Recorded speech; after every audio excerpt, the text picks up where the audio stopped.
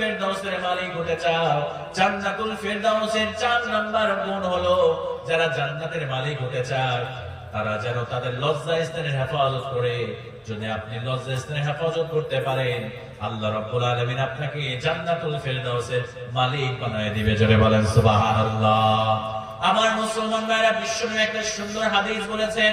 আল্লাহ রাব্বুল আলামিনের হাবিব বললেন, তোমরা যদি 2টা জিনিসের জামিনদার হয়ে যেতে পারো, তোমরা যদি 2টা জিনিসের হেফাজত করতে পারো, আমি বিশ্বনবী তোমাদের জন্য জান্নাতে যাওয়ার জন্য জামিনদার হয়ে যাব। আল্লাহর নবী যে 1 নম্বরে বললেন, তোমরা যদি 2 চোয়ালের মাঝখানে এই জিহ্বাটাকে হেফাজত করতে পারো, জিহ্বা দ্বারা যদি খারাপ কোনো কথা বলতে না বলো, এই জিহ্বা দ্বারা যদি গীবত না করো, এই জিহ্বা দ্বারা যদি মিথ্যা কথা না বলো, এই জিহ্বাটাকে যদি আল্লাহর জিকির দ্বারা, আল্লাহর স্মরণ দ্বারা যদি সব সময় ভিজিয়ে রাখতে পারো, এই জিহ্বা যদি হেফাজত করতে পারো 1 নম্বরে। আর বিশ্বনবী বললেন, যদি 2 নম্বরে তোমাদের 2 পায়ের মাঝখানে যে লজ্জাস্থান রয়েছে, এই লজ্জাস্থানের হেফাজত যদি করতে পারো, আল্লাহ রাব্বুল আলামিনের হাবিব বিশ্বনবী বললেন, এই 2টা জিনিসের হেফাজত যদি করতে পারো, আমি আল্লাহর নবীজি তার জন্য জান্নাতে যাওয়ার জামিনদার আমি হয়ে যাব। জোরে বলেন সুবহানাল্লাহ।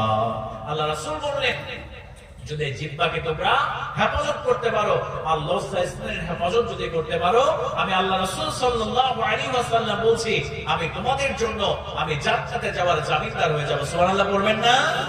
তাহলে কত ইম্পর্টেন্ট, কত গুরুত্বপূর্ণ হচ্ছে আপনার জিহ্বা এবং আপনার লজ্জাস্থান। এই জিহ্বা খুবই গুরুত্বপূর্ণ। এই জিহ্বা এমন ইম্পর্টেন্ট, এমন গুরুত্বপূর্ণ। এই জিহ্বার মাধ্যমে একটা মানুষ জান্নাতে হয়ে যাবে, আবার এই জিহ্বার মাধ্যমে একটা মানুষ জাহান্নামে হয়ে যাবে। কথা বলে ঠিক কিনা? হযরত লুকমান আলাইহিস সালাতু ওয়াস সালামের কথা একটা শুনেন। হযরত লুকমান আলাইহিস সালাতু ওয়াস সালামকে আল্লাহ এত জ্ঞান দিয়েছিল, এত প্রজ্ঞা দিয়েছিল আমার মুসলমান ভাইরা।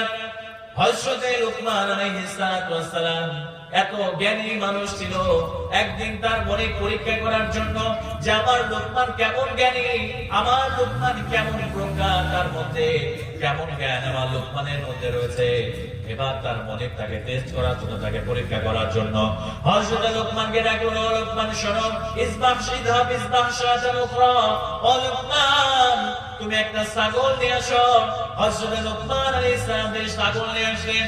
এবার ছাগলটা নিয়ে আসার পরে এবার ওই লুকমানকে তার মনে বলল, ও লুকমান এই ছাগলটা তুমি জবাই করো। আর জবাই করার পরে এই ছাগলের মধ্যে সব থেকে উত্তম যে জিনিসটা আছে, সব থেকে ভালো যে জিনিসটা আছে, লুকমানরে জবাই করার পরে সেই জিনিসটা তুমি নিয়ে আসো। জোরে বলেন সুবহানাল্লাহ। এবার লুকমান আলাইহিস সালাম ছাগলটাকে জবাই করলেন সুন্দর করে। ছাগলটাকে জবাই করার পরে লুকমান আলাইহিস সালাম এবার ছাগলের জিহ্বাটা নিয়ে আসলেন, আর কলবটা নিয়ে আসলেন, মনিবের সামনে হাজির করলেন। মনিবকে বললেন, মনিব এই যে সব থেকে উত্তম জিনিস, সব থেকে ভালো জিনিস হলো জিহ্বা, সব থেকে ভালো জিনিস হলো মানুষের, এটা হলো কলব। এই যে আপনার সামনে সব থেকে ভালো জিনিসটা আপনার সামনে আমি রাখলাম। এবার লুকমানের মনে বাবার বললেন, লুকমান রে, ও লুকমান আর একটা ছাগল জবাই করো, আর এই সব ছাগলের মধ্যে সব থেকে নিকৃষ্ট, সব থেকে খারাপ 2টা জিনিস আমার সামনে তুমি নিয়ে হাজির করে দাও। এবার লুকমান আলাইহিস সালাম তিনি আরেকটা ছাগল জবাই করলেন। আরেকটা ছাগল জবাই করার পরে ওই ছাগলেরও জিহ্বাটার কলবটা এবার লুকমান তার মনিবের সামনে রাখলেন। ও আমার মুসলমানরা, মনিব আশ্চর্য হয়ে গেলেন। এবার মনিব তাকে জিজ্ঞেস করলেন, ও লুকমান তোমাকে যখন আমি সব থেকে ভালো জিনিস আনার কথা বললাম, তুমি কলবটা নিয়ে আসলা আর জিহ্বাটা নিয়ে আসলা, আবার যখন তোমারে আমি সব থেকে খারাপ জিনিসটা নিয়ে আসার কথা বললাম, তুমি জিহ্বাটার কলবটা নিয়ে আসলে আমি তো বুঝতে পারি নাই, আমার একটু বুঝায় বলো, আমার একটু বলো। এবার লুকমান আলাইহিস সালাম বলেন, মনিব আপনি ভালো করে শুনেন, ও মনিব আপনি ভালো করে শুনেন, একটা মানুষের জিহ্বাটা যদি ভালো হয়ে যায়, এই জিহ্বা দিয়ে সে যদি আল্লাহর জিকির করে, আল্লাহ রাব্বুল আলামিনের স্মরণ দিয়ে জিহ্বাটা ভিজায় রাখে, তার কলবের মধ্যে যদি আল্লাহর স্মরণ থাকে, আল্লাহর ভয় থাকে, ওই জিহ্বার কলবে যে উত্তম জিনিস হতে পারে না। আর যদি জিহ্বা দ্বারা সে গীবত করে, সে যদি জিহ্বা দ্বারা পরনিন্দা করে, সে যদি জিহ্বা দ্বারা সে যদি মিথ্যা বলে, এই জিহ্বা আর অন্তরের মধ্যে যদি আল্লাহর ভয় না রাখে, ও মনে এই জিহ্বার কলবের থেকে খারাপ জিনিস আর কিছু হতে পারে না। কথা বলেন ঠিক কিনা? এই জিহ্বা যেমন ভালো জিনিস, আবার এই জিহ্বা কেমন নিকৃষ্ট জিনিস। এই জিহ্বা দ্বারা যদি আপনি কোরআন পড়েন, আপনি রাসূলের আল্লাহর জিকির করেন, আপনি যদি ভালো ভালো কথা বলেন, এই জিহ্বার থেকে উত্তম কোনো কিছু হতে পারে না। আবার এই জিহ্বা দ্বারা যদি আপনি গীবত করেন, পরনিন্দা করেন, খারাপ খারাপ কথা বলেন, বকাবকি করেন, অযথা কথা বলেন, তাহলে জিহ্বার থেকে নিকৃষ্ট কোনো জিনিস হতে পারে। এজন্য আমার মুসলমান ভাইরা, জিহ্বার হেফাজত করবেন, লজ্জাস্থানের হেফাজত করবেন। আজকে আমাদের সমাজের মধ্যে পরকীয়ার সংখ্যা বেড়ে গিয়েছে।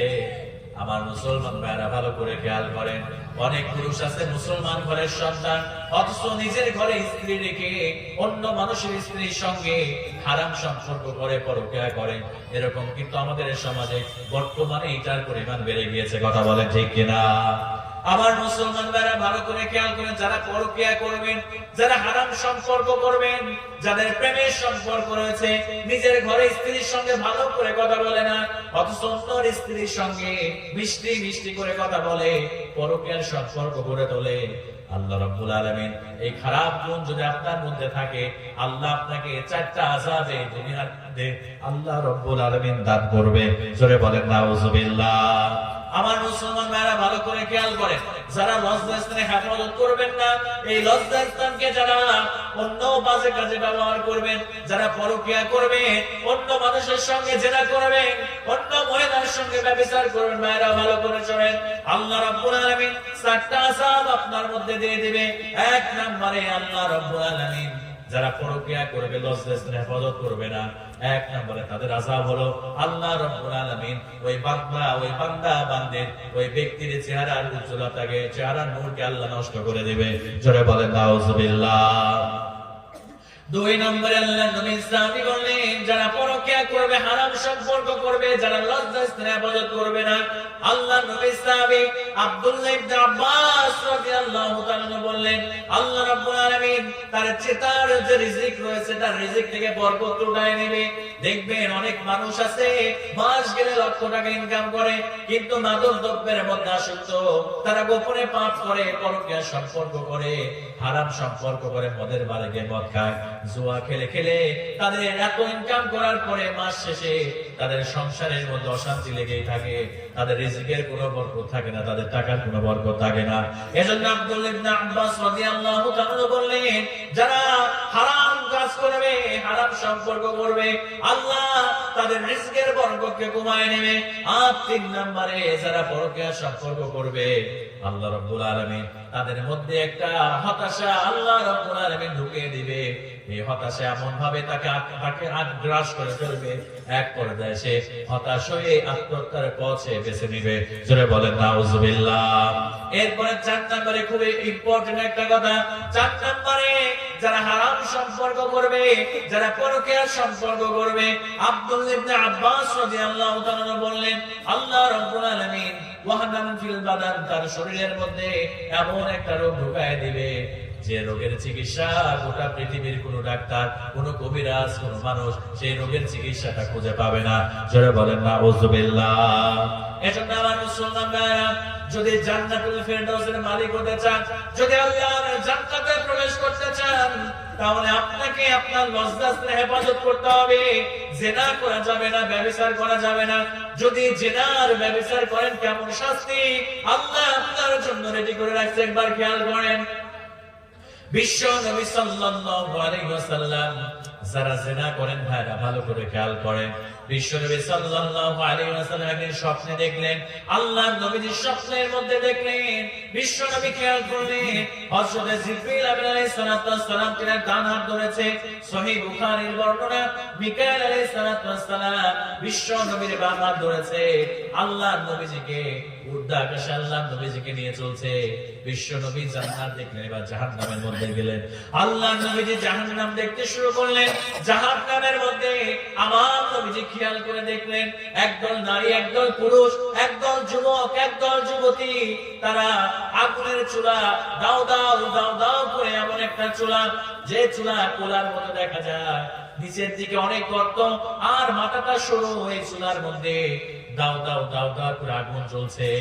আগুন যখন উপরের দিকে উঠে যায়, ওই আগুনের মধ্যে অসংখ্য উলঙ্গ নারী এবং পুরুষ, অসংখ্য উলঙ্গ যুবক এবং যুবতীরা ওই আগুনের যখন আগুনটা বেড়ে যায় উপরের দিকে ওঠে, তারা আগুনের সঙ্গে সঙ্গে উপরের দিকে উঠে আবার আগুনটা যখন নিচের দিকে নেমে আসে, তারা আবার ওই চুলার মধ্যে পড়ে যায়। এমন ভাবে তাদেরকে শাস্তি দেওয়া হচ্ছে। আল্লাহর নবী বিশ্ব নবী সাল্লাল্লাহু আলাইহি ওয়াসাল্লাম এবার জিবরিল আলাইহিস সালামকে জিজ্ঞেস করলেন, ইয়া জিবরিল, ও জিবরাইল, এইগুলা কারা, এদেরকে কেন এমন করে শাস্তি দেওয়া হচ্ছে, আগুনের মধ্যে শাস্তি দেওয়া হচ্ছে? এবার জিবরিল আলাইহিস সালাম ডাক দিয়ে বললেন, ইয়া রাসূলুল্লাহ, ইয়া হাবিবাল্লাহ, এরা হলো দুনিয়ার সেই সমস্ত নারী, এরা হলো দুনিয়ার সেই সমস্ত পুরুষ, এরা হলো দুনিয়ার সেই সমস্ত যুবক, এরা হলো দুনিয়ার সেই সমস্ত যুবতী যারা মোবাইল ফোনের মাধ্যমে, যারা হোয়াটসঅ্যাপ মেসেঞ্জারের মাধ্যমে যারা হারাম সম্পর্ক করেছে, জেনার সম্পর্ক করেছে।